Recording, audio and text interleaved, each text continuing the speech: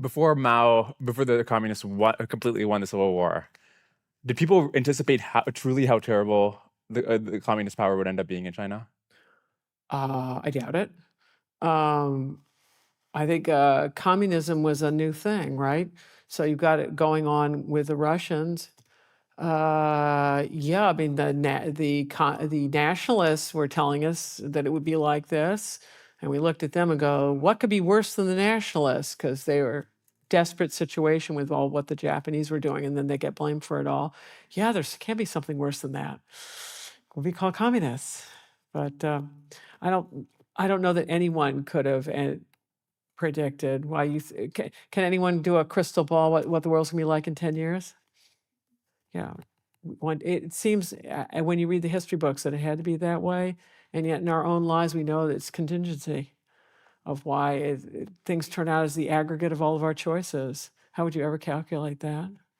I wonder if there's a lesson in there that America should be more open about supporting corrupt, somewhat autocratic regimes, because especially when they're facing fanatical ideologues, because things really can get much, much, much worse. I think Americans need to worry about overextension. Any country has to worry about overextension. We have finite resources. Also, you're talking about sending your fellow Americans to go get themselves killed. And that's quite something to ask someone to make that kind of sacrifice. So it had better be worth it, right? And so there are 300 million Americans. Well, the world's got 8 billion.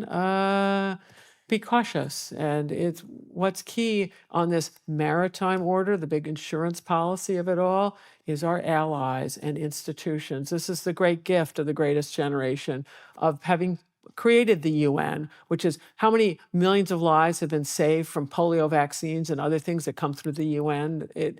Uh, do not dismiss these organizations. They've done a lot, or the EU.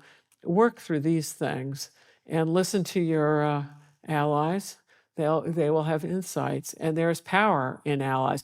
Tell me who China's allies are. The crazy man in Korea who can't even feed people in the 21st century?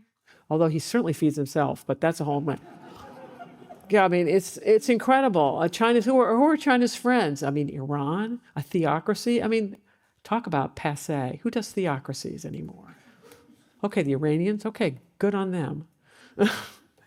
So after World War II, the Soviets are giving the communists in China tremendous amounts of leftover weapons from the Japanese, a bunch of other goods, supporting them tremendously. At the same time, Truman is wishy-washy, does an actual arms embargo on Chiang Kai-shek in 1946.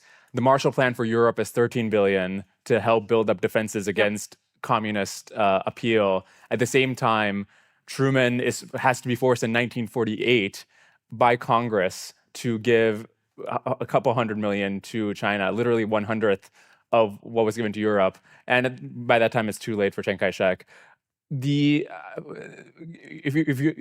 you just look at that record, it just seems like sort of we've abysmally messed up after World War II and helping the nationalists stay in power, right? Do not exaggerate the capabilities of any one country for openers. But I think it's really important to distinguish between nation building and nation rebuilding.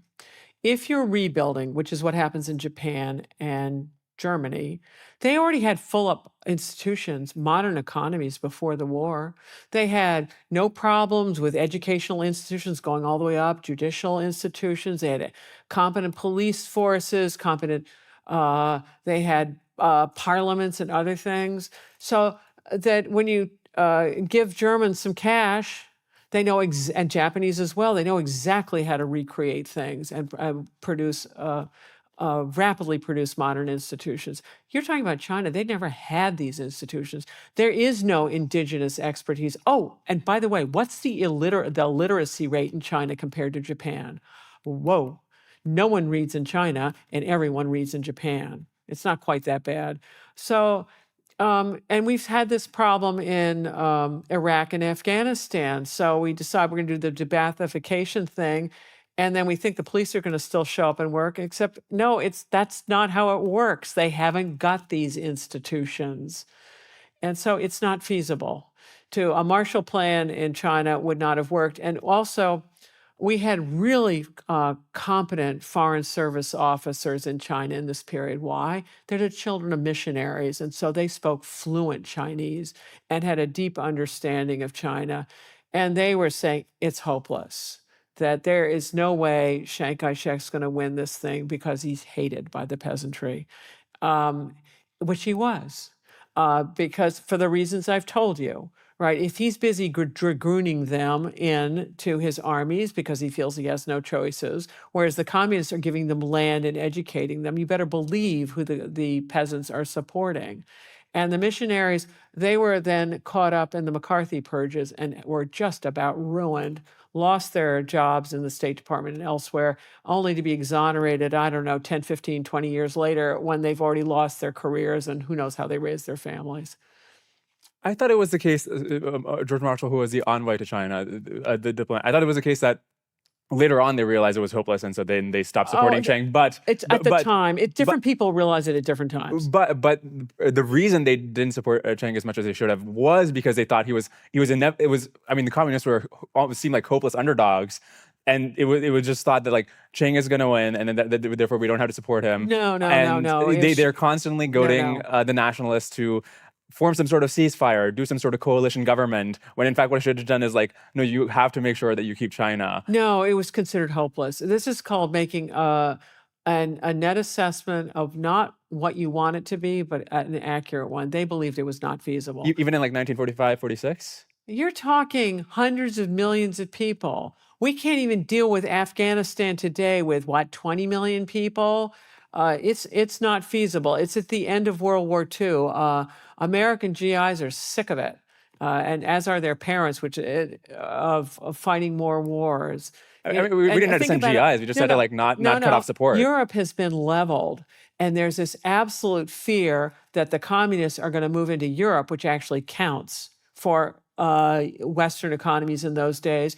The Italian and French communist parties were incredibly strong. So all the focus of limited resources is going to make sure that Europe settles out. And we don't have infinite resources. I feel like you do better than 1/100th of the Marshall Plan to keep China from turning communist. And look what the consequences was. Vietnam, we had to fight. Korea, we had to fight. Cambodia, the genocide there. Got it. But you can't solve all these things. There are things that are not feasible. I'm going to linger on this because you're an optimist. But anyway, maybe you're right. But anyway, you've got my take on it, and you've got I can't prove I'm right. That would be my take.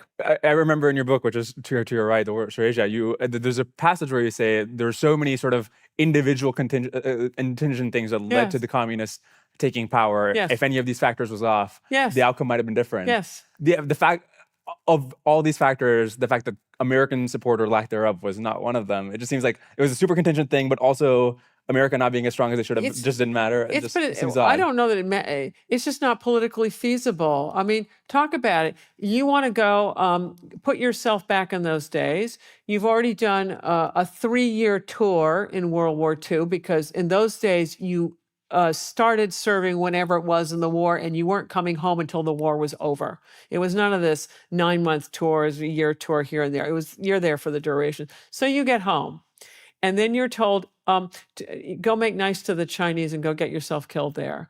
How is that going to fly in your family? Probably poorly.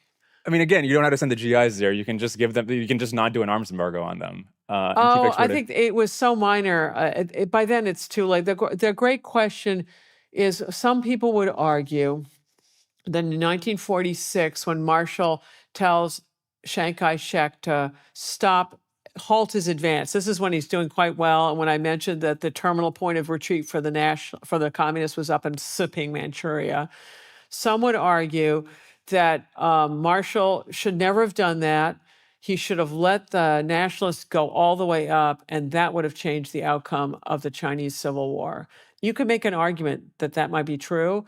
Here's the counter argument. I don't know the answer. If you look at a map of China, or imagine one, Manchuria is way up. It's like a salient into communist territory because it's bordering all the Soviet Union. And then it's got quite a coastline, but the Soviets had blockaded that, so nothing's getting in that way. The only way, given the Chinese railway system, is literally one train line connects Manchuria to South China. So it means Chiang Kai-shek's movements are incredibly predictable.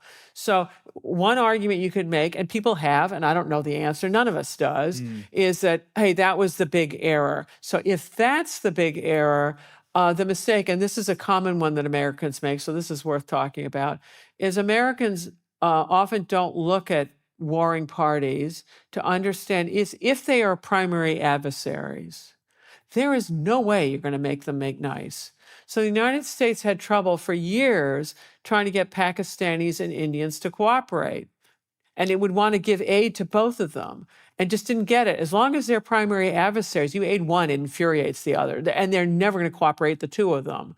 Or I suspect what was going on in Iraq and Afghanistan. So you want to have a democracy and you want to have all the parties represented. Well, if they all want to obliterate each other, the last thing they want to do is have representation of the other side, right? So if you have parties that want to exterminate each other, the idea of getting them to cooperate is impossible. So don't try it. So that would be the lesson from this thing of the, we kept trying to do a coalition government with the communists and the nationalists. It's a non-starter.